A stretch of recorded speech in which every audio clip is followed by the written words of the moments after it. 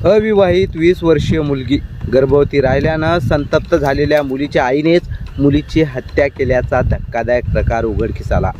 आश्चर्याचं म्हणजे यात अल्पवयीन बहिणीचाही सहभाग होता।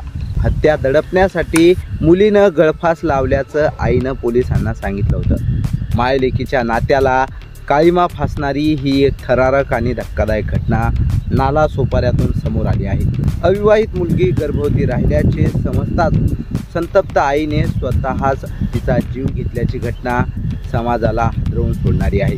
ही केवळ हत्या नाही तर कुटुंबातील गुपित संतापाचे रूपांतर हिंसेत कसं होते याचे भयावह उदाहरण आहे। समाजाच्या भीतीनं ती आई इतकी निर्दयी का झाली?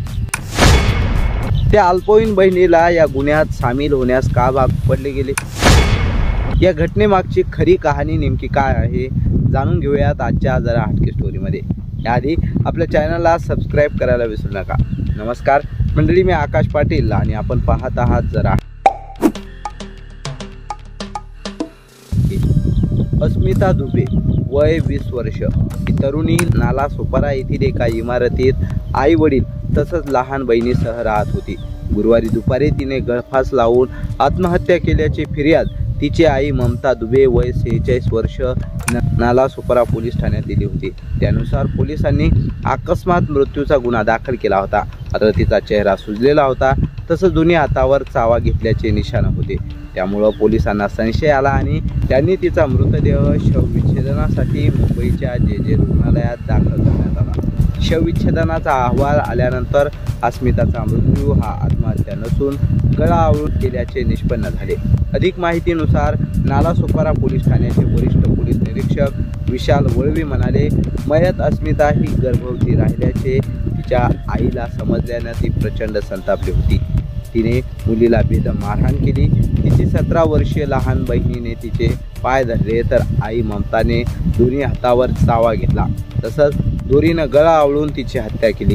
त्यानंतर हत्या दडपण्यासाठी ममता दुबेनं अस्मिताचा गळफास घेऊन आत्महत्या केल्याचा बनाव रचला होता। या प्रकरणी नालासोपारा पोलिसांनी ममता दुबे हिच्यावर शनिवारी दिनांक 22 रोजी भारतीय न्याय संहितेच्या कलम 103, 115(2), 351(2), 3(5) अन्वये गुन्हा दाखल करून अटक केली आहे। दुसरी आरोपी अल्पवयीन असल्यानं तिला सुधारगृहात दाखल करण्यात येणार आहे। समाजाच्या भीतीनं एक आई एवढी क्रूर बनू शकते का? पण खरी शिक्षा कोणाला झाली असेल? आईला, अल्पवयीन बहिणीला की त्या बाळाला जो या जगात येण्याआधीच संपला गेला? ही घटना केवळ एका कुटुंबाची नाही तर समाजाच्या मानसिकतेची आहे। मुलींना लहानपणापासूनच योग्य शिक्षण आणि आत्मनिर्भरतेचे धडे दिले असते तर अशा घटना टाळता येऊ शकतात। गुपित लपवली जातात पण त्यांच्या सावल्या मात्र कायम राहतात। नालासोपारा येथील या घटनेविषयी तुम्हाला काय वाटतं? तुमची मतं प्रतिक्रिया कमेंट करून आम्हाला नक्की कळवा। बाकी तुम्हाला तर माहीतच आहे आपला विषय जरा हटके असतो। भेटूया पुढच्या व्हिडिओत एखाद्या जरा हटके विषयासह। लाईक, शेअर आणि सबस्क्राईब करायला विसरू नका। धन्यवाद।